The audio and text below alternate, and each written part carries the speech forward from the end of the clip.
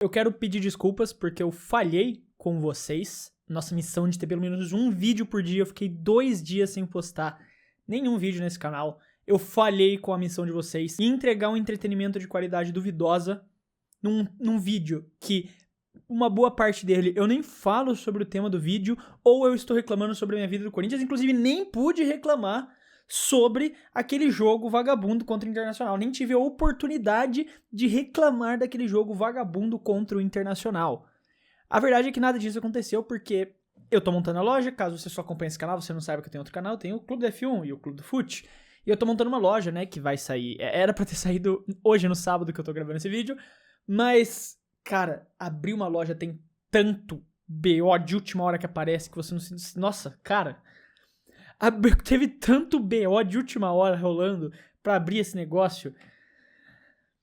Felizmente já tá tudo, tipo assim, os BOs já estão encaminhados e agora, tipo, é tempo, eu tenho que esperar, eu não posso fazer nada além de esperar. Então, é basicamente isso, eu fiquei, tipo, resolvendo, cara, tipo, ontem, na sexta-feira, eu fiquei, acho que das 6 da tarde até as 3 da manhã resolvendo esse BO, e hoje eu fiquei de umas 6, foi umas 6 horas da tarde que eu comecei, até umas 8 e pouco da noite, pra poder resolver tudo isso, mas felizmente é pra estar tudo resolvido.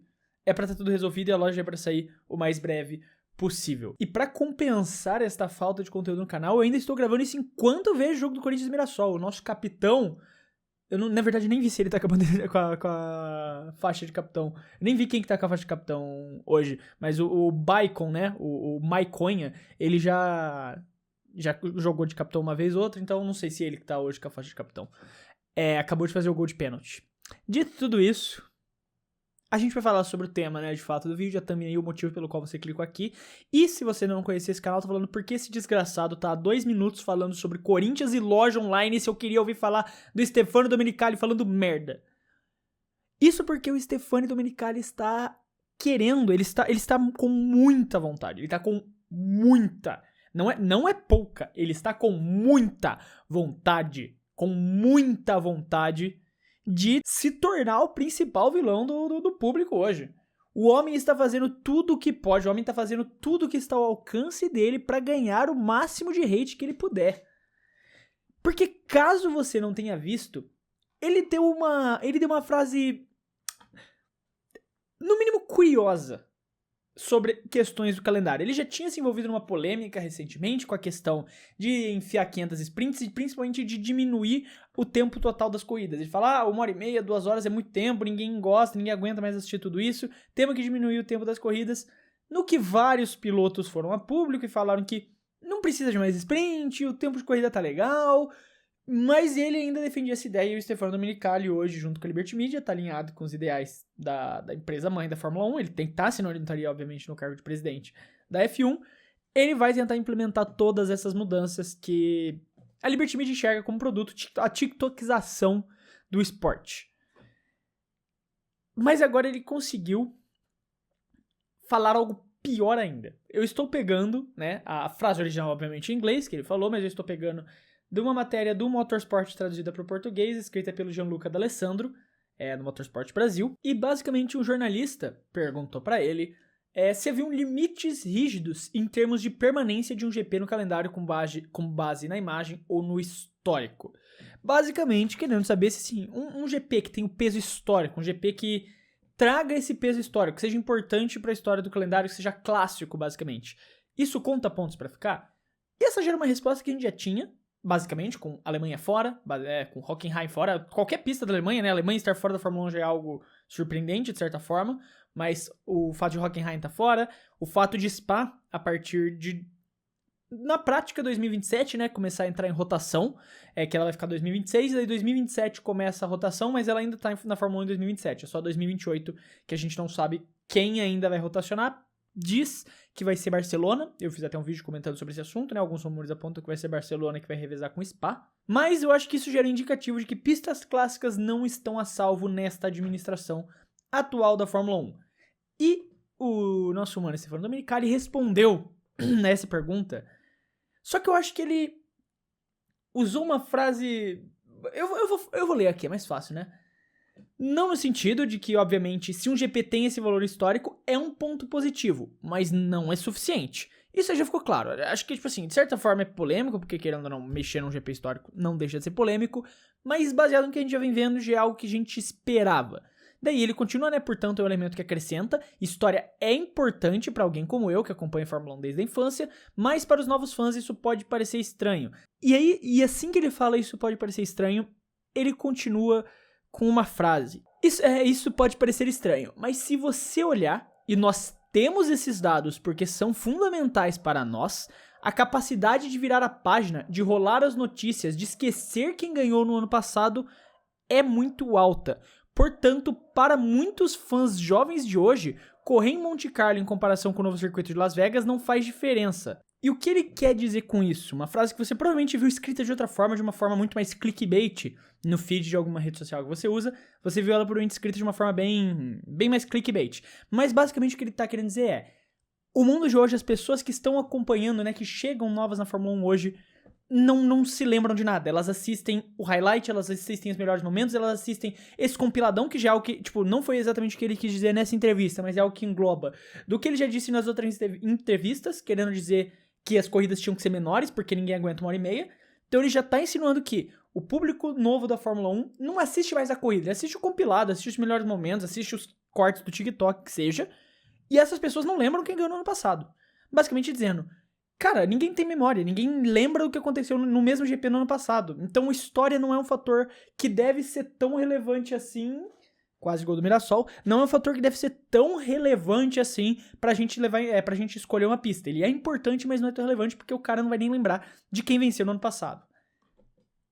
Basicamente, sim, ele tá falando que os fãs que chegam agora têm memória curta. E eu vou dizer duas coisas em relação a isso. A primeira é um argumento ridículo pra você argumentar que pistas históricas não mereçam estar na Fórmula 1.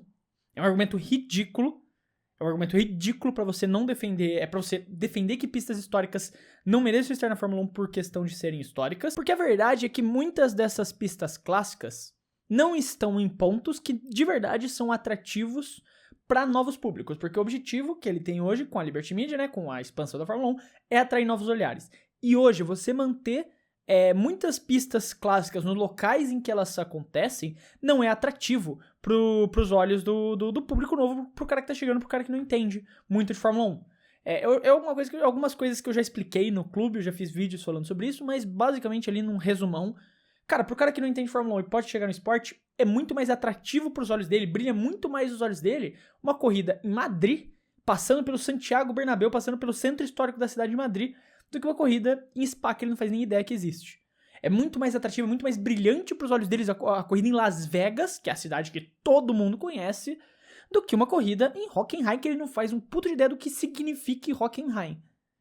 Então, pro cara que não entende nada, e que é esse o público, né, que a Fórmula 1 quer expandir, né, fazer com que mais pessoas que não conhecem o esporte conheçam, porque a gente não tem essa noção, mas a Fórmula 1 ainda é muito nichada. Apesar de estar cada vez mais globalizada, a Fórmula 1 é muito nichada. Claro que todo mundo sabe o que é Fórmula 1, pode não entender direito o conceito, mas sabe, carro correndo, todo mundo sabe o que significa a Fórmula 1. Mas se você for na rua, sair na rua perguntando pras pessoas, você entende, você sabe o que é Fórmula 1, o que você sabe sobre a Fórmula 1, a maioria das pessoas não vai ter noção ainda direito do que é. É um esporte gigantesco, mas o único esporte, acho que quebra essa barreira do desconhecimento é futebol. É o único esporte que tem esse peso global de quebrar a barreira do desconhecimento. A Fórmula 1 não tem esse nível. Nenhum esporte tem o mesmo nível que o futebol. Nenhum. O máximo que eu consigo ver chegando perto hoje é talvez o basquete. Basquete, por ser algo muito popular na cultura, né, principalmente americana, que eles vendem e exportam isso, é um esporte que se popularizou em vários outros países fora dos Estados Unidos, então é um esporte que tem mais essa familiaridade das pessoas de entender, ter noção do que está acontecendo. Fórmula 1 não. Fórmula 1 ainda é um esporte que tem um nicho. Fórmula 1 ainda é um esporte meio que quem gosta, gosta, quem não gosta, não gosta, acabou. Ainda não é, tipo, a gente está começando a ter esse meio termo, mas ainda não existe esse meio termo do cara, tipo, pô, eu entendo, eu sei o que é Fórmula 1, conheço, sei sobre o esporte, eu só não vejo tanto, assim, tipo, que não vê tanto, obviamente, tem muita gente, mas, tipo, o cara que entende de Fórmula 1, mas não vê. Porque, tipo, você pode falar pra uma pessoa na rua, se eu parar, o mesmo exemplo aqui, se eu parar uma pessoa na rua e perguntar pra ela se ela sabe de futebol, se ela sabe o mínimo de futebol, se ela conhece times de futebol, ela vai saber. Ela vai saber me explicar alguma coisinha básica, assim, sabe? Fórmula 1 não tem esse peso. E pra você atrair esses caras, você precisa de coisas que atraiam essas pessoas. E você vai fazer isso colocando corridas em cidades que chamam a atenção. Madrid, Las Vegas, teve muito tempo nessa discussão da corrida em Nova York, mas parece que isso esfriou bastante nos últimos nos últimos anos. Esse é o argumento verdadeiro do porquê as pistas clássicas estão perdendo espaço, né? Esse é o argumento verdadeiro, não porque as pessoas não lembram. Porque eles querem ir para lugares que vai chamar atenção. Agora, sobre a memória, eu vou falar a verdade pra vocês. Isso não é culpa do fã da Fórmula 1, isso é muito culpa da nossa sociedade atual. Porque eu tenho exemplos de amigos que gostam e curtem Fórmula 1, mas não lembro de nada, não tem muita memória. Às vezes eu tô batendo esse papo, né, porque eles sabem que eu gosto, no churrasco ali o pessoal chama pra conversar. Daí a pessoa fala, mas vai ter aquele GP chato de Las Vegas, né, porque tipo, muitas pessoas só replicam o que vê nas redes sociais. Vai ter aquele GP chato de Las Vegas, tal. Eu falo, pô, mas ano passado e ano retrasado a corrida foi muito boa, tal.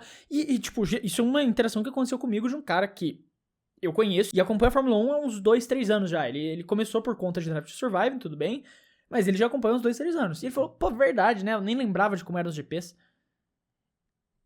Então, realmente, eu acredito que isso aconteça, não pelos fãs da Fórmula 1, mas sim por como a gente existe nesse mundo hoje líquido, esse mundo do instantâneo, esse mundo do agora. Tipo, todo o conteúdo tem que ser, tipo, rápido. Reels tipo assim, é um bagulho que você consome muito rápido. Você, tipo, cara, se eu te botar um celular na mão e deixar você mexendo nos Reels, eu te pergunto, qual foi o Reels que você viu 10 Reels atrás? Você não vai lembrar. E eu não tô falando que a culpa é sua. Porque eu tenho certeza que a maioria de vocês vendo aqui esse vídeo é o cara que, beleza, você lembra. Tipo, você lembra dos campeões, os vencedores das temporadas que você assistiu. Claro que você vai lembrar religiosamente de todas as corridas, mas você tem a memória das coisas que você lembra de ter assistido. Mas a maioria das pessoas, o fã casual, não, porque a Fórmula 1 pra ele é o Reels, é o TikTok, é o melhor momento.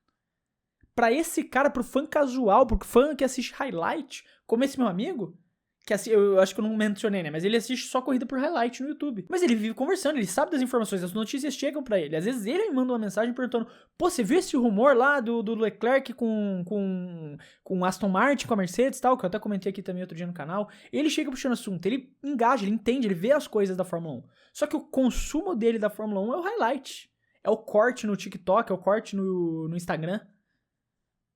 E pra esse cara, que é um público que está crescendo e que a Fórmula 1 entende que é um público lucrativo, e é, de fato, porque o que vende pra Fórmula 1, a gente tem que entender, a Fórmula 1 é uma empresa, como ela ganha dinheiro, patrocinadores, com pessoas injetando dinheiro nela, e como você pode cobrar mais caro, com números maiores, e como você vai ter números maiores entrando nesse público consumidor do TikTok do Reels.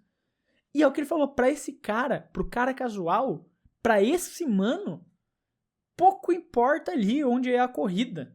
Ele vai muito mais preferir ver, tipo, porra, Fórmula 1 foda, correndo em Las Vegas, correndo em Madrid, muito foda, do que, tipo, nossa, Spa, legal, o cara começou esse ano, sabe, ele nem não sabe nada. Ele vê Spa, eu não faço ideia do que seja um Spa. Os pilotos vão fazer sobrancelha, vão ficar na banheira lá com os pepinos no olho, porque o cara que chega agora, ele não tem o contexto histórico, ele não tem essa noção. E esse é o cara que consome por TikTok, esse é o cara que consome por Reels, e ano que vem ele não vai lembrar de fato quem ganhou a corrida. Porque o método de consumo dele é um método de consumo esquecível. Só que pra Fórmula 1 lucrativo. Então, é isso que eu penso da fala. Eu acho que ele usa um argumento ridículo pra defender. Ele só esconde o verdadeiro motivo, né? Ele esconde o verdadeiro motivo, que é atrair esse cara. Mas, no fundo, ele tá falando desse cara, quando ele fala dos novos fãs de Fórmula 1. Que é o cara que realmente consome Fórmula 1 líquido, que consome a Fórmula 1 instantânea, consome a Fórmula 1 highlights. E pra Fórmula 1, esse cara aumenta a audiência. E ajuda a vender mais caro patrocínios e tal. A Fórmula 1 tá vendendo patrocínios por valores ridículos esse ano. A Fórmula 1 nunca foi tão lucrativa quanto tá sendo agora. Porque eles estão adotando essa estratégia e tá funcionando. Agora, o fã hardcore, o fã que ama o esporte, a gente, né? O fã que ama de fato a Fórmula 1, a gente vai continuar assistindo. A gente vai ter nossas críticas, a gente vai ficar puto, a gente vai falar, pô, tinha que ter Spa, tinha que ter Hockenheim, tinha que ter tal pista. Mas a gente não vai deixar de assistir. A pessoa fala, está perdendo os fãs hardcore. O cara que deixou de assistir, ele já não gostava muito. Essa é a verdade. O cara que deixou de assistir porque tirou uma pista, e eu fico puto quando tira a pista. Mano, pra mim é ridículo até hoje o Hockenheim não ter voltado pra Fórmula 1. Eu não deixei de assistir por isso porque eu amo esporte, pô. O cara que gosta, o cara que é fã de verdade do esporte, ele não vai largar o esporte. Você vai ficar puto, você vai ter suas críticas. Mas você não vai deixar de acompanhar o esporte, entendeu? E esse é o ponto. Ele sabe que esses caras, o fã de verdade tá seguro. O cara que pulou fora, ele já não era fã. Ele já não era, usando termos, né, da época do marketing aqui digital, ele não era o lead. Ele era só um maluco que rondou, o cara que entrou no site, viu algumas coisinhas, mas não comprou de fato. Ele não era o lead quente, o cara que realmente ia finalizar a compra no carrinho. Ele é o cara que só, tipo, via ali, beleza, tal, e saía fora. Só que que é basicamente o novo fã. Só que a diferença é que esse novo fã continua consumindo pelo TikTok e esse cara novo não usa o TikTok, então ele não vai ver. Então, pra Fórmula 1, esse cara é descartável. E é basicamente isso sobre essa fala do Domenicali. Tiraram muito de contexto ela ainda é bizonha, ela ainda é muito zoada, mas tiraram bastante de contexto o que ele realmente quis dizer. Espero que tenha ficado claro aqui no meu vídeo, ou não, também, sei lá. Eu me distraí muito vendo o Corinthians e Mirassol aqui do lado. Então 1-0 pro Corinthians ainda, pelo menos, eu tô feliz.